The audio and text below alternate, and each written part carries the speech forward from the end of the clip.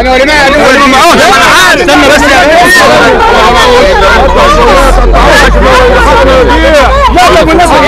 هنقفل ازاي؟ هنقفل ازاي؟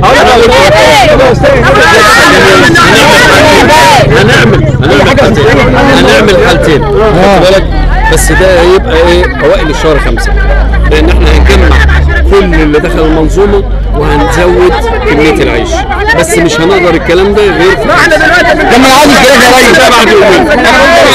انا ما رضيتش الدين. ايوه معلش انا بقول لك 5 سنين انا ما قلتش حاجه. انا بقول لك والله